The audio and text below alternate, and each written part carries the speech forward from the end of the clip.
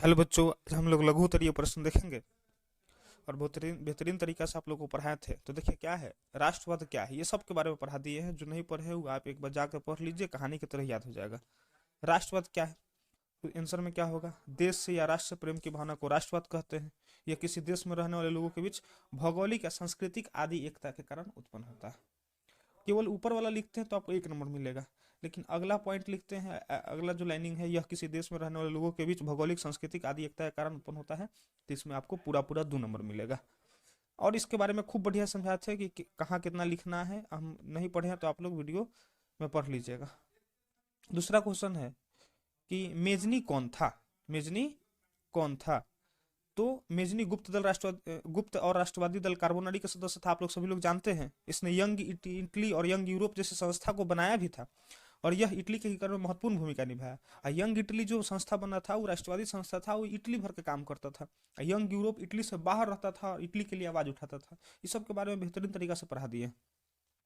तीसरा जो है वो जर्मनी का एकीकरण है। जर्मनी के एकीकरण की बाधाएं क्या थी? तो देखिए, जर्मनी के एकीकरण में थोड़ा सा प्रिंटिंग मिस्टेक, लिखने में थोड़ा टाइपिंग मिस्टेक हो गया है, लेकिन वैसे ही आप लोग को लिख लीजिएगा। जर्मनी के एकीकरण में क्या बाधाएं थी? तो जर्मनी का 300 से अधिक छोटे बड़े राज्यों में बटा होना। अब बहुत बड़ा क्षेत्र में बटा रहेगा तो फिर उसको एकीकरण में दिक्कत हो जाएगा। उत्तर और दक्षिण जर्मनी का 2 ईसाई मतों में स्पष्ट रूप से बटा होना। ईसाई मतों में यहाँ पर में कर लीजिएगा, थोड़ा सा प्रिंटिंग मिस्टेक हो गया है। उत्तर और दक्षिण जर्मनी का 2 ईसाई मतों में बटा होना। उत्तर में क्या प्रोटेस्टेंट था और दक्षिण में कैथोलिक मत के लोग थे। और तीसरा जो है राष्ट्रवाद की भावना का अभाव। जब आदमी अलगाववाद में भटर रहेगा, छोटा छोटा स्टेट में बटर रहेगा, तो उसमें राष्ट्र का प्रेम कैसे उत्पन्न होगा? वो कहेगा हम बिहारी है, पंजाबी है, यूपी वाला है, कोई कहबे नहीं करेगा कि हम भारत वाला है। राष्ट्रवाद कैसे उत्पन्न होगा? इसीलिए ऑस्ट्रिया का हस्तक्षेप। ऑस्ट्रिया इस पर शासन किया करता था जर्मनी पर, तो नहीं चाहता था कि यहाँ पर राष्ट्रवाद उत्पन्न होकर, तो मेटरनिक इस पर ढेर सारा गतिविधि करता था, राष्ट्रवाद को दबाने का प्रयास करता था। तो ये सारी बाधाएं हैं। चौथा प्रश्न है मेटरनिक युग क्या है?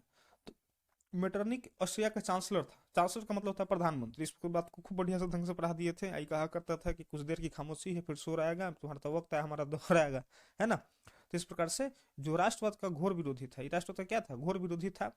शासक देश था तो चाहता था कि राष्ट्रप्रेम जगे, राष्ट्रप्रेम जगेगा तो सब इसको मारे खदेड़ नहीं देगा, इसीलिए कहता है राष्ट्रवाद का घोर विरोधी था।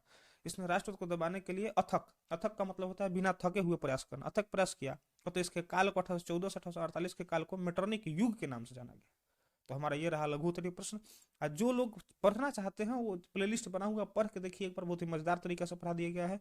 आप लोग इसको नोट कर लीजिएगा। अगला वीडियो में हम लोग लघु उत्तरीय प्रश्न करेंगे। बहुत बहुत धन्यवाद।